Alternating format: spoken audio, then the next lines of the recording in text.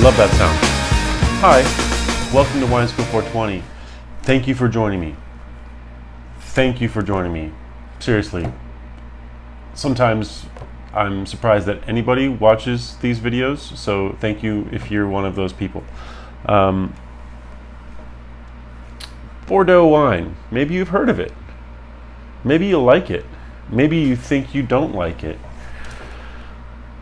Maybe you're someone like me who's tried a lot of it and thinks that it is stuck in some sort of past value system, I guess, that doesn't apply to your life.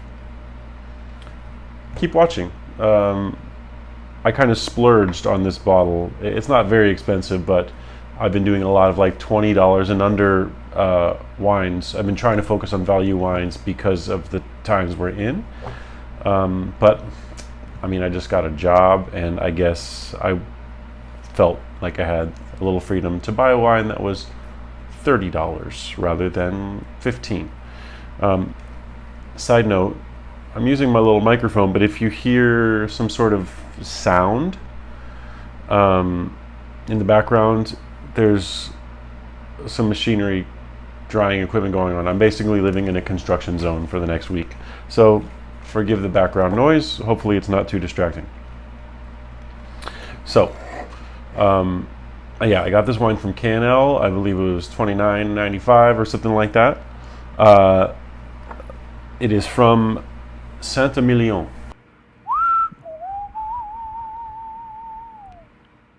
So the producer is Blanquet, Blanquet, Blanquet, Blanquet. You know, good old Blanquet. Blanquet. It's 2016. The appellation is Emilion, more specifically Emilion Grand Cru, which is super confusing to consumers because the words Grand Cru kind of mean something on the left bank of Bordeaux, where Médoc and Graves are. It means the highest classification, the most coveted and special land that you can produce wine in on the left bank. But this is from the right bank, from Emilion, which I actually kind of prefer. I prefer the wines from the right bank. And if you're wondering what the hell am I talking about, left bank, right bank, Bordeaux is a west coastal region of France, and it is basically separated by a river, which is technically like an estuary because it opens to the ocean. So there's the Gironde estuary, which splits into two rivers, Dordogne and Garonne.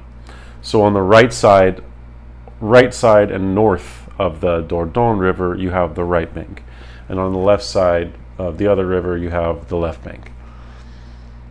And actually, Paris is also split up that way, which is kind of cool. Rive gauche and rive droite. They just like splitting things up in left and right. What are you going to do? We like splitting things up into east and west and north and south, whatever. So, like I was saying, for Grand Cru, on the left bank, it means the biggest, most special. It was classified, 150 years ago, more. And those are the most expensive. On the right bank, they have their own kind of classification, and it feels a little bit more like a modern marketing scheme because this appellation is called Emilion Grand Cru, but there's nothing particularly grand about it. It's Emilion. But that said, on the right bank, they focus on the Merlot grape. On the left bank, they focus on the Cabernet grape. Merlot grows better on the right for whatever reason, partly I think because it's more clay soil. The clay retains water more. It stays cooler, I believe, in the hot summer months. And the left bank is more rocky, more gravelly, and it drains better, and the vines kind of struggle a little more. I personally like the grape Merlot, especially when it's done well. And this wine is 75% Merlot. pretty nice color. This is a 2016, which is sort of a legendary vintage in Bordeaux, I think. I probably could have left this to age for 20 years and it would be fantastic, but ain't nobody got time for that. So I'm already smelling like pretty pure fruit on the aroma, but just quickly on the color, it's a nice like dark, medium dark red with a little bit of like brown, almost purple notes to it. Like it's a little lighter around the rim. I can't really see through it, so this is a pretty dank, dark, classic Bordeaux kind of wine. This ain't your natty juice. I smell a lot of red fruit, like very ripe raspberries, and also maybe some tart berries. There's this bush that used to grow in our backyard in San Diego. They look like cranberries, but they weren't. These really cool, tart, zingy little red berries. What are those called? They look poisonous maybe, but they're not. Smells, yeah, raspberry and also kind of blue. Like if you have like blueberry flavored candy, whatever that flavor is, there's that kicking up here too. With also some sort of kind of cedary,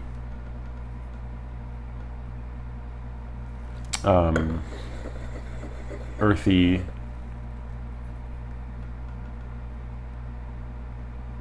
ooh, black licorice, just like shot up my right nostril. I am not mad at the way this wine smells, but it does smell like very controlled, very intentional, very, like, I can't think of a more like classic Emilion smell. So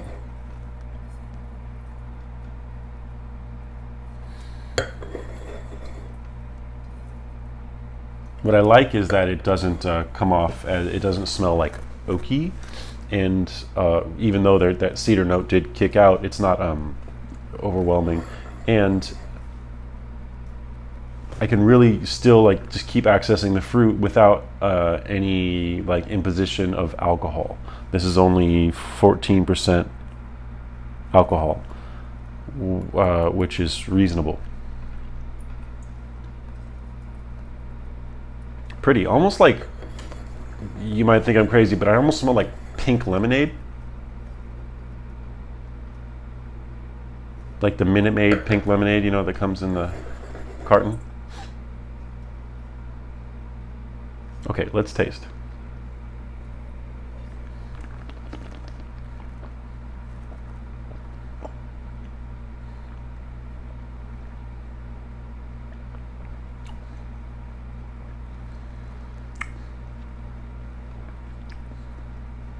Tastes good. The influence of oak is definitely speaking more on the palate than it did on the nose.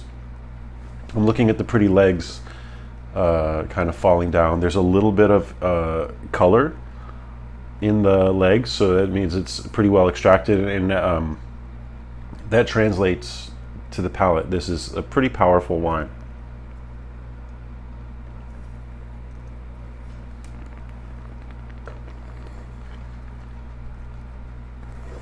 It's a fruit fly. Please don't land on my head and embarrass me.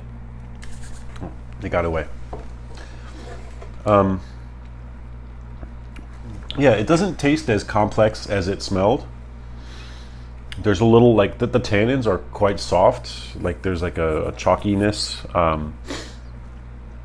a diffuse nature to the tannins. They're not super harsh. They're already pretty ripe, I guess, tannins, which is a nice texture.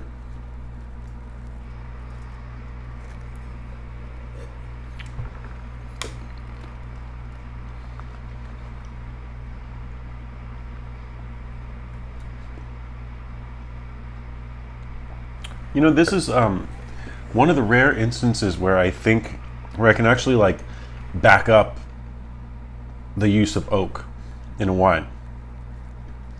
because that's kind of like the main thing I'm experiencing on the palate. But because maybe it's French oak and because they probably don't use all new barrels, this is not a particularly expensive wine, and it's not particularly fruit forward. I don't know, it's not bothering me. I think partly because there's the tradition of doing that in this part of the world, and so they're just doing what their forebears did. And I think if you were to vinify this in steel or in clay or something that didn't impart that extra kind of flavor and didn't let the wine kind of soften in this way, it might be too intense. Like it might be just too purely fruity and one-dimensional in that way. So although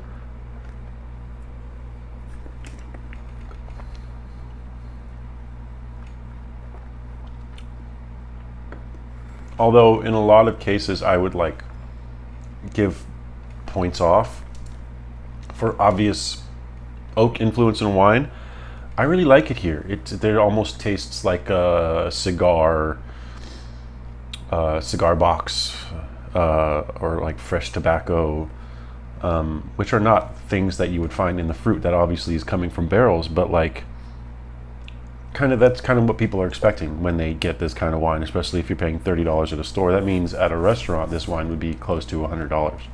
So you're kind of expecting a classical experience, and this really, really delivers.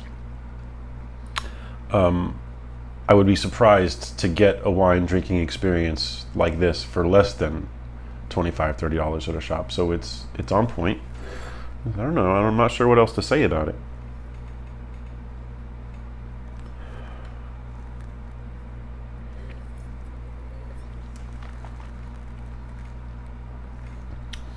Yeah, the tannins really are there. The acid is moderate, medium acid.